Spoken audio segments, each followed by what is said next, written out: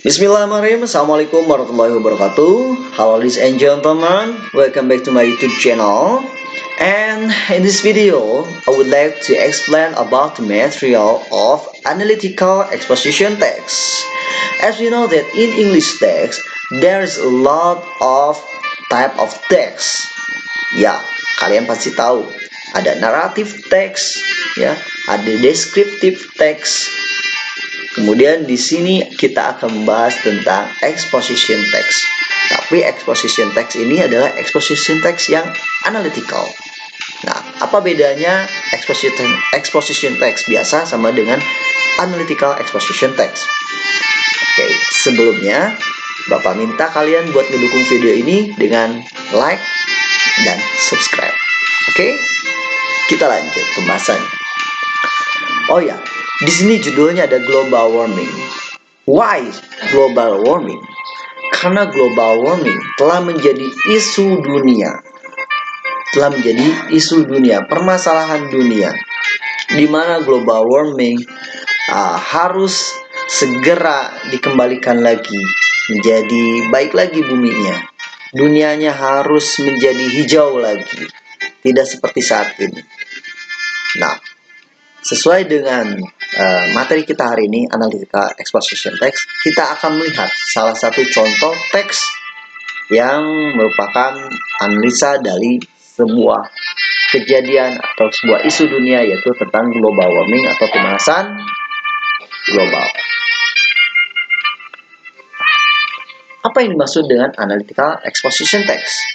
Analytical exposition text is a type of text that belongs to the argument text type, containing the author's detailed thoughts about a phenomenon that is around. Bahwa analytical exposition text merupakan sebuah teks ya, yang di dalamnya mengandung sebuah argumentasi. Secara detail di dalamnya dituliskan oleh penulis tentang pemikiran-pemikiran tentang sebuah fenomena yang terjadi di sekitar penulis tersebut, atau di sekitar kita. Makanya tadi seperti yang Bapak bilang di awal bahwa ini harus merupakan isu, baik isu yang ada di sekitar kita ataupun isu global. Nah, dalam teks ini kita akan memberikan contohnya sebagai global warming. Nah, tujuannya apa sih dari analytical exposition text ini?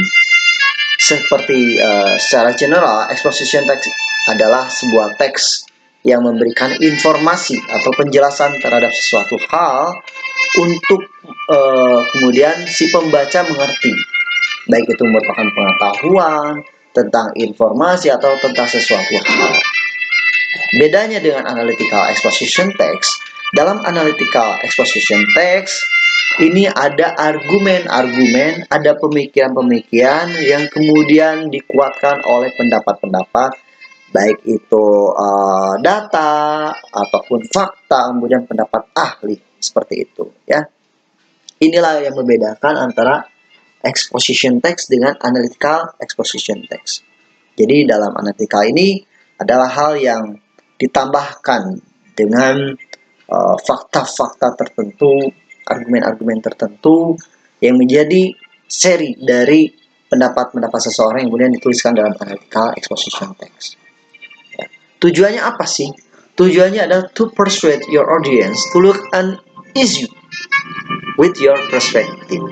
Ya, seperti yang tadi saya sampaikan bahwa ini merupakan hasil sudut pandang seseorang, hasil sudut pandang seorang penulis, ya, sebagai perspektifnya seseorang, kemudian dituliskan sesuai dengan fakta dan data yang ada dari isu tersebut.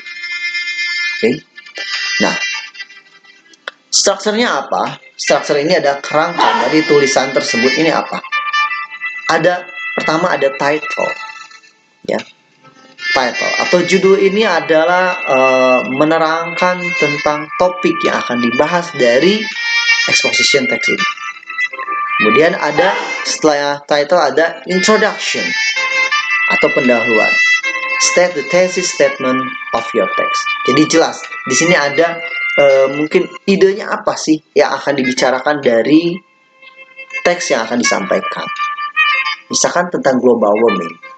Yang kebayang pasti global warming ini adalah sebuah isu dunia yang mengakibatkan dunia mengalami pemanasan yang luar biasa, mengalami perubahan suhu yang luar biasa, mengalami perubahan cuaca yang luar biasa, dan lain sebagainya. Ya. Kemudian dari introduction itu ada argumen seperti itu yang nantinya disampaikan dalam rangkaian argumen 1, 2, 3, terserah berapa argumen ya. Setelah itu ada conclusion atau kesimpulan dari yang tadi bahasan, pendahuluan, kemudian argumen, dan sebagainya. Ini adalah kesimpulan atau refleksi dari apa yang dibahas di introduction. Nah, harus selalu support the viewpoint with factual data like graphs, pictures, chart, and etc. Ya, seperti itu. Jadi exposition text ini harus didukung oleh fakta, kemudian data, ada grafik, ada gambar, mungkin ada video, dan lain sebagainya. Jadi tidak sesuai, maksudnya tidak ngarang ya. Walaupun memang ini ada sebuah paragraf karangan, tapi mengarangnya tidak kebablasan. Dalam artian karangannya harus tetap ada memuat fakta, data, seperti itu ya. Atau mungkin ada chart juga di situ kalau dibutuhkan. Ini adalah salah satu contohnya. Global warming. Is it an end our world? Nah, ini adalah isu yang mendunia. Apakah ini akhir dari dunia kita? Ya. Di sini ada introduction seperti yang tadi kita lihat di kerangkanya, ada introduction, global warming is phenomenon bla bla bla bla bla bla. Kemudian ada seriesnya, ada argumennya. Pertama atau first of all, there is irrefutable evidence that human activities have changed the atmosphere of Earth. Jadi memang yang paling utama ini terjadinya pemanasan global itu adalah perubahan dari suhu yang sangat luar biasa. Mungkin sekarang panas. Mungkin dulu Mister masih merasakan kalau pagi-pagi itu benar-benar dingin banget. Bahkan sore itu dingin. Kalau sekarang kita, ya kalian tahu, panas banget. And then ada secondly, yang kedua kemudian according to research by. Nah, ini harus ada pendapat yang memang dikuatkan. Di sini according to research by the Greenpeace organization, ya. Sesuai dengan penelitian dari Greenpeace organisasi, there is evidence of extensive deforestation. Ini pendapat-pendapat yang mudah diungkapkan. Ya. Simpel aja sih sebenarnya, nggak perlu ribet, nggak perlu banyak teks gitu ya, tapi benar-benar memuat. Dan memang exposition text itu cirinya adalah dia tegas dan jelas dan informatif ya. Kemudian di sini ada conclusion atau kesimpulan, bahwa kesimpulannya global warming is not a new problem. Betul kan? Ini bukan hal baru, masalah baru, tapi ini udah lama. Kemudian bla bla bla bla bla seperti itu ya. Depend on your thought, tergantung dengan pemikiran masing-masing. Seperti itu guys. Nah, practice kalian silakan. Minggu lalu sudah disuruh ada ini ya. Ini adalah pancingannya tentang coronavirus. Dan kalian pasti punya pendapat-pendapatnya, bisa ditulis di sini di argument 1 and argument 2 and in conclusion. Apa sih coronavirus ini? Seperti itu ya.